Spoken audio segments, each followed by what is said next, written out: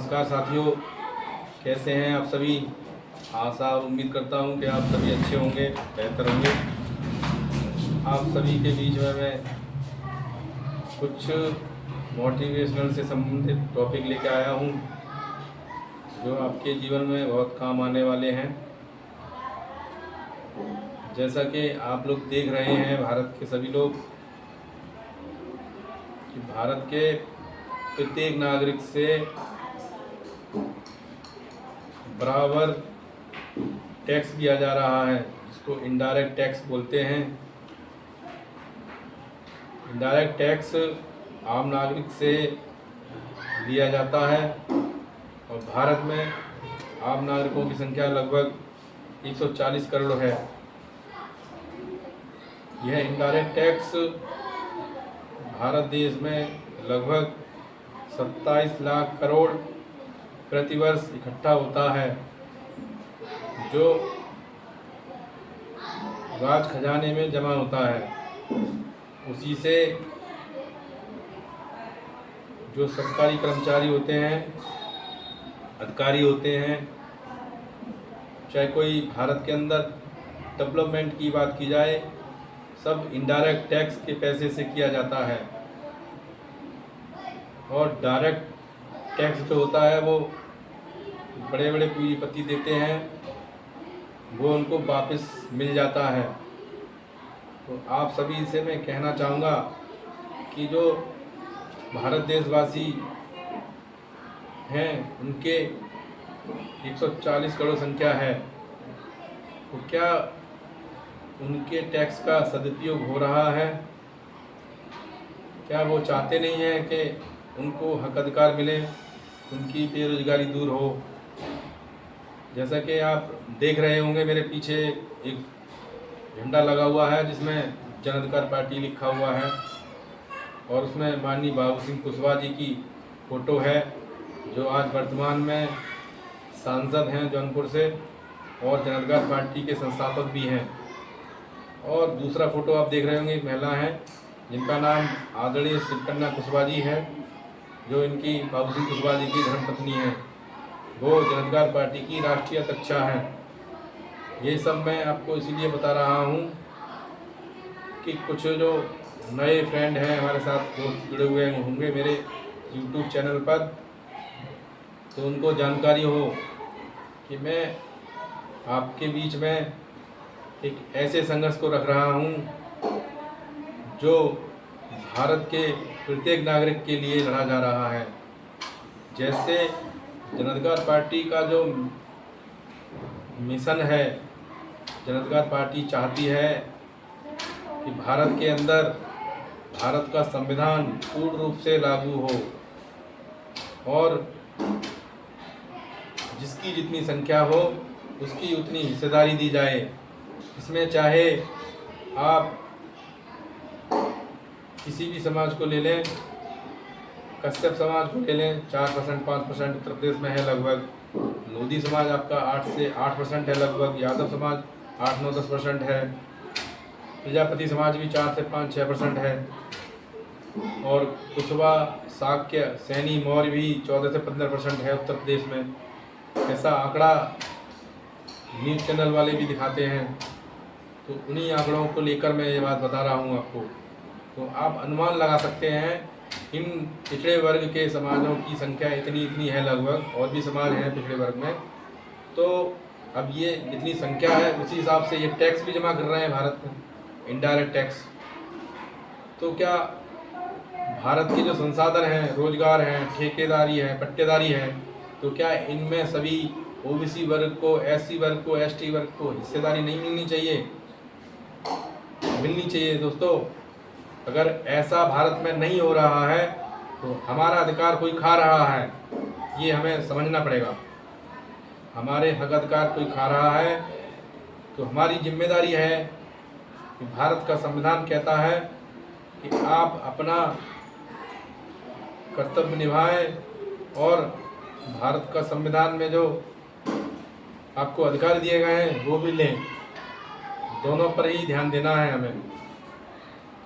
जैसे उदाहरण ले लेते हैं, कोई भी नौकरी निकले चाहे वो किसी विभाग में निकले, चाहे शिक्षा विभाग में निकले, चाहे सिंचाई विभाग में निकले, चाहे आपकी आर्मी में निकले, चाहे एयरफोर्स में, नेवी में, रेलवे विभाग में, नलकूप विभाग में, ऐसे कई सारे, राजस्व विभाग में, है ना। तो कई सारे ऐसे विभाग हैं जो सरकारी विभाग हैं, ठेके निकलते हैं, सरकारी पट्टे निकलते हैं। तो इन सभी क्षेत्रों में, और खाद बीज किसानों के लिए मैं बहुत अच्छी बात बताने जा रहा हूँ। जो भारत के किसान हैं उनको खाद बीज में छूट मिलनी चाहिए। जैसे भारत के संविधान में रिजर्वेशन लागू है 1990 से ओबीसी वर्ग के लिए 27%, और उनकी आबादी 54 से 60% है। और SC ST की आबादी लगभग आपकी 30% है, तो उनको रिजर्वेशन दिया गया 22.5%। तो आप समझ लीजिए, जब भारत के संविधान में ये सब चीज़ें लिखित रूप में हैं तो ये लागू क्यों नहीं हो पाई अब तक? कौन इसका दोषी है? तो ये हमें समझने की ज़रूरत है, और हमें प्रत्येक नागरिक को जागरूक करने की ज़रूरत है। आज आपके बीच में ये मैं वीडियो बना रहा हूँ, तो इसीलिए बना रहा हूँ कि आप जागरूक हों और अपने अधिकारों को पहचानें और अपने कर्तव्यों को भी पहचानें। जैसा कि आप देख रहे हैं, वर्तमान में महंगाई दिन प्रतिदिन बढ़ती जा रही है, बेरोजगारी दिन प्रतिदिन बढ़ती जा रही है, और तो और भ्रष्टाचार भी दिन प्रतिदिन बढ़ता जा रहा है।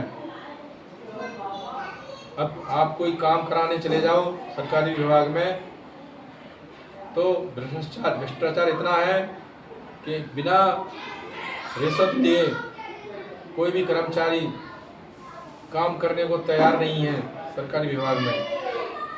तो इसको समझना चाहिए। मैं इसका खुद भुक्तभोगी हूँ। मेरी माताजी का भी स्वर्गवास हुआ था, उनका देहांत हुआ था, उनकी मृत्यु हुई थी 22 अगस्त 2025 को, और वो शिक्षा विभाग में परिचारक के पद पर थी, जिसको चतुश्रेणी का पद बोला जाता है।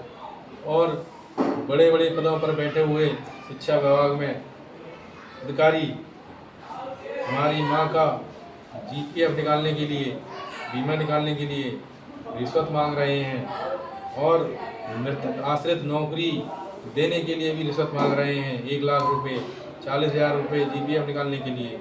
ये आपके बीच में सत्य में रख रहा हूँ, जो मैं खुद भोग रहा हूँ। तो दोस्तों, आज देख लीजिए, मार्च ख़त्म होने जा रहा है। आज 28 तारीख है, 28 मार्च 2026 है, और मैंने अपनी कंप्लीट फाइल दिसंबर में 2025 में जमा कर दी थी URC पर। उसके बावजूद भी, और वो फाइल अब BSF ऑफिस में है एटा के, लेकिन हम जब भी जाते हैं तो वो कोई ना कोई कागज़ का बहाना ढूंढते हैं कि ये कागज़ कब है, इसे लेके आओ। क्या मैं पूछता हूँ कि जो सरकारी कर्मचारी जॉब करता है, उसकी एक फाइल या कॉपी इनके अधिकारियों के ऑफिस में नहीं होती है क्या, सुरक्षित सेफ में? तो ऐसा क्यों परेशान किया जा रहा है हमें? तो दोस्तों, और बड़ी बात यह है कि कोई सुनने वाला भी नहीं है। कहाँ गई वो एंटी करप्शन टीम जो ऐसे भ्रष्ट अधिकारियों पर कार्रवाई नहीं करती है? एक आम पब्लिक को इस तरीके से परेशान किया जाता है, दुखी किया जाता है। यहीं हम कोई हाई कास्ट में होते तो अब तक हमें अधिकार मिल गए होते, क्योंकि मैं समझता हूँ कि भारत देश में जनता से बड़ा कोई नहीं है। और मैं अपनी बात रख रहा हूँ जिससे कि आप मेरी बात को समझ सकें।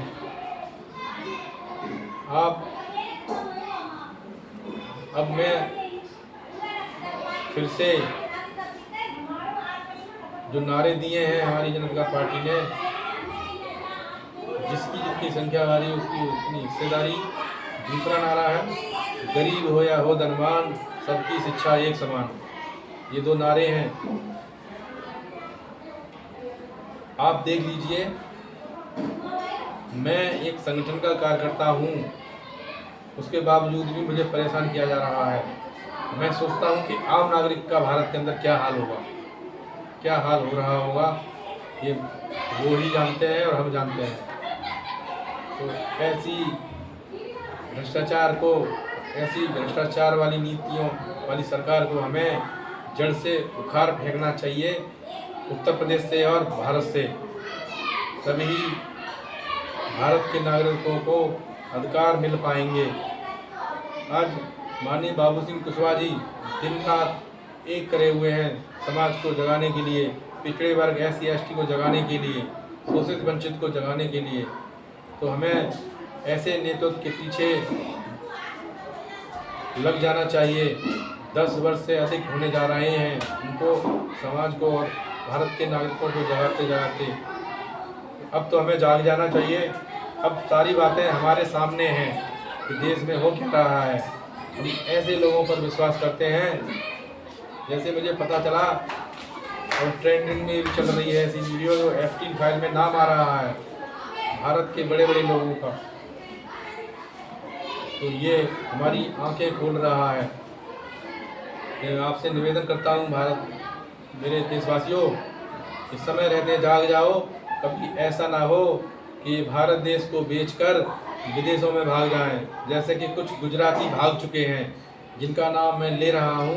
नीरव मोदी, विजय माल्या जैसे, मेहुल चोकसी जैसे भारत देश का पैसा लूटकर भाग गए। क्या हुआ उनका? आज तक कुछ नहीं हुआ और वह बोझ जनता ढो रही है। तो मैं आपसे अपील करूंगा कि भारत के अंदर प्रत्येक नागरिक का जागरूक होना बहुत ज़रूरी है, नहीं तो ये ऐसे ही तानाशाह बने रहेंगे। भारत का संविधान ये कहता है कि प्रत्येक नागरिक को बराबर का अधिकार है, चाहे वो राजा हो चाहे वो प्रजा हो। भारत के संविधान ने वोट डालने का सभी को एक ही अधिकार दिया है। और भारत का कानून भी ये है कि कोई राजा हो अगर वो गुनाह करेगा तो वो भी अपराधी है, कोई प्रजा का आदमी अगर वही अपराध करता है तो उसे भी उतनी सज़ा मिलेगी। तो क्या ऐसा हो पा रहा है? ये सब क्यों नहीं हो पा रहा है? इसका कारण है कि भारत की जनता सोई हुई है। उनके अधिकार उनके सामने छीने जा रहे हैं, खाए जा रहे हैं और जनता क्यों करने के लिए तैयार नहीं है। तो वो उनका ऐसे ही मनोबल बढ़ेगा। आए दिन भारत के अंदर आप देख रहे हैं बलात्कार हो रहे हैं, छोटी छोटी बच्चियों के, महिलाएं तक सुरक्षित नहीं है। तो मैं आपसे अपील करूंगा भारत के नागरिकों कि जाग जाओ और अपने हक अधिकार की लड़ाई लड़नी स्टार्ट कर दो और एक नेतृत्व माननीय बाबू सिंह कुशवाहा जी के पीछे चलना चालू कर दो। और जो राष्ट्रीय अध्यक्षा हैं माननीय शिवकन्या कुशवाहा जी, उनके निर्देशों का पालन करना चालू कर दो। तो हम आशा और उम्मीद करते हैं पूर्ण रूप से कि हम अपने हक अधिकार पा के रहेंगे 2027 में उत्तर प्रदेश में, ऐसी हमें पूर्ण विश्वास है। तो आपसे अपील करूंगा कि इस विचारधारा को बढ़ाने के लिए आप लोग बढ़ चढ़ के हिस्सा लें और हमारी मदद करें, क्योंकि हम लोग आपकी भी लड़ाई लड़ रहे हैं। अगर आप हमें समय नहीं दे पाते तो हमारा सोशल मीडिया पर समर्थन दें, हमारा सपोर्ट करें, हमारे बारे में समर्थन में लिखें, कमेंट करें, हमारे YouTube चैनल पर लाइक करें, सब्सक्राइब करें हमारे चैनल को। मैं आपसे अपील करता हूं। मैं प्रदीप साग के अध्यक्ष अलीगढ़ मंडल जन अधिकार पार्टी। बहुत बहुत धन्यवाद आपका। जय हिंद, जय भारत, जय संविधान, जय जन अधिकार पार्टी, जय बाबू सिंह कुशवाहा, जय शिवकन्या कुशवाहा, जय डॉक्टर संतोष लोधी, जय चंद्रसेन पाल, ये सभी, जय केवटराम धनीविंद, ये सभी जन अधिकार पार्टी के वरिष्ठ कार्यकर्ता हैं जो संगठन की विचारधारा को मजबूती से बढ़ा रहे हैं। तो बहुत बहुत धन्यवाद आपका।